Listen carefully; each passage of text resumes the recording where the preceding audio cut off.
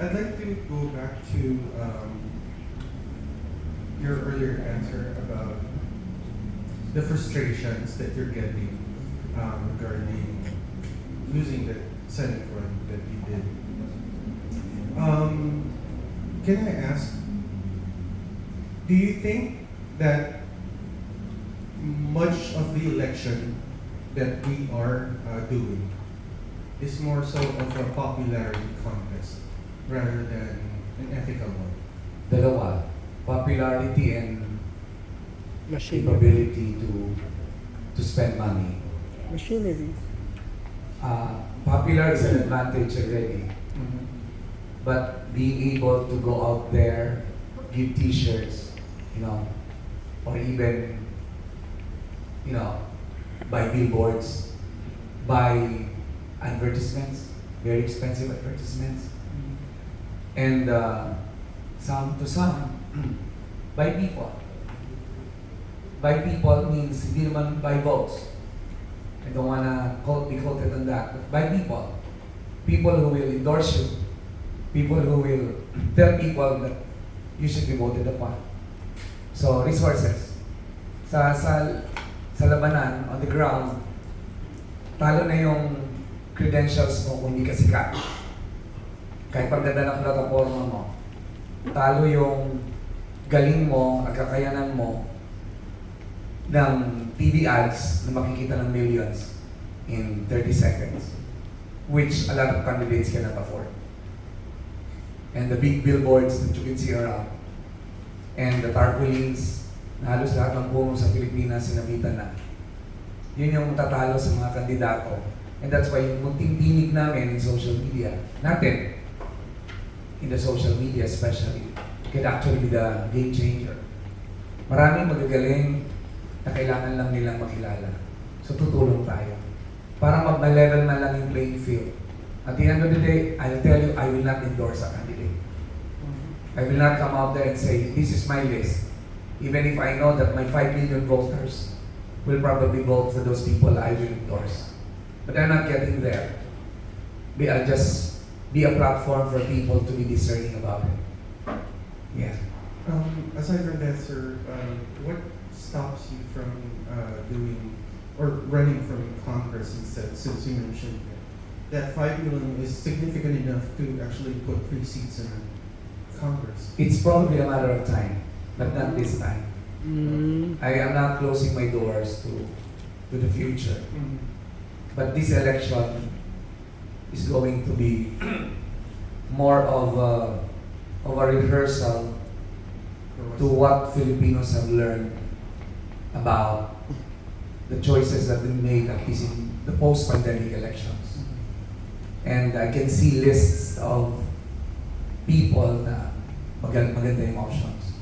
So I want to be part of the preparation of that show where the Filipinos will be prepared to really choose well. I don't want to be part of the choices because if I am, then all I can say is about myself. This time I will tell the people about who are running and how should you choose.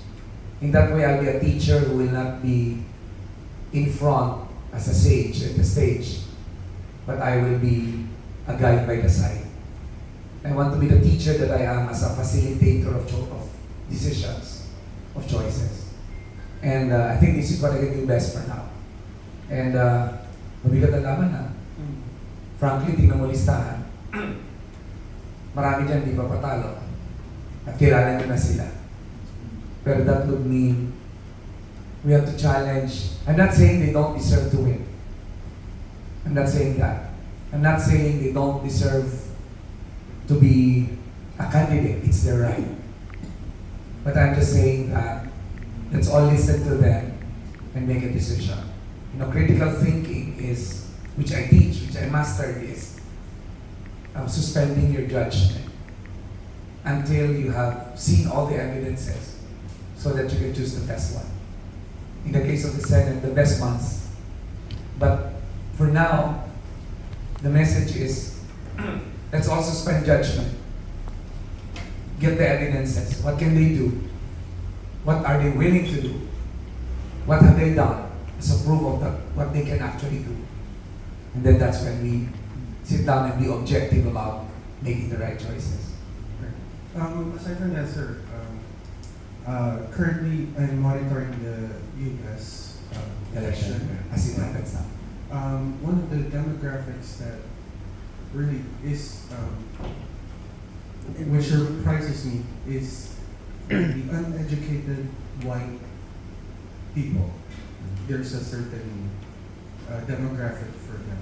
Do you think there are uneducated Filipinos? We have to define education because there are many who are schooled but not intelligent enough to make decisions. So I don't want to judge those who did not finish college or did not go to high school as people who cannot make decisions. Kasi may mga PhD pa nga hindi marunong mag-desisyon eh. To be honest. May mga license holders hindi marunong mag-desisyon. So ang sa akin, pero may mga quote-unquote uneducated who can make good decisions because they understand their own dynamics. Hindi sila nabili. Hindi sila nabayaran. So yun ang gusto natin hanapin. Pero nga, alam mo, may magandang lesson din si Dr. Clarita na bata pa yung demokrasya natin. Yung ibang bansa nga doon, nag-civil war pa para maayos yung bansa nila eh. So sa atin, we want to give the democracy a chance through the right pathway of public education and getting to know our choices so that we can actually choose better. Are you also going to be doing like a discussion on the format that the elections that we have?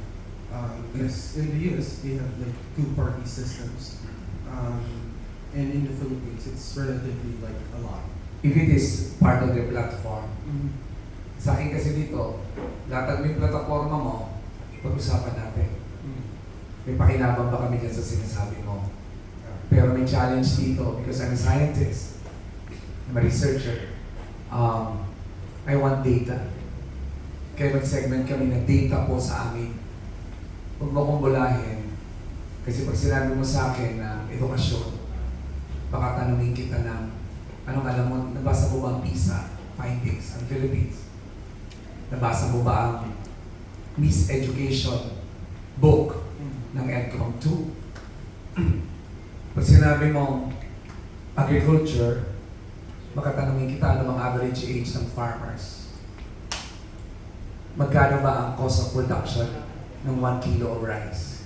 I mean, I want intelligent people to prove that they're intelligent enough to lead. And they cannot just talk from opinion. Because in the world of science, opinion doesn't count. We want data. And that's the difference of this show. Sabi ng misis ko, pag napanood yung first episode namin ni Clarita, sabi niya, may gusto pa kayo mag-guest sa inyo. Kasi sabi niya, hindi kaya mabalatan sila ng buhay sa harapan mo. Especially when Dr. Clarita Carlos is here with me. Sabi ko, then that's their choice. But I will tell the world, I will tell the entire country, in my ways, that I have invited all of them. So if they come here, then they may have not only the balls, but they may have what it takes to be facing the Filipino public. And I would like to ask those questions that matter. Kaya meron kami ditong Pilipinas. Pilipinoy. We ask questions from Pinoy, pinili randomization. Like we have 1,000 questions generated from social media and many platforms. And then randomly we choose questions from there and ask it to them. Will we obviously, since your since the show is data driven, will we also be doing polls afterwards? Is that? Yeah, but polls will not be reliable sample, Uh-huh. especially that we are not in Mainstream. the mainstream platform. Right. But certainly it will come later. There will be evolution of the program, as we face closer, as we get closer to the election time. And gusto niyo ba panood yung teaser of the first Maybe we can play it. Lando, can we? Thank let- you. Let's Thank you, Dr. thank you very much. I appreciate beautiful questions as usual.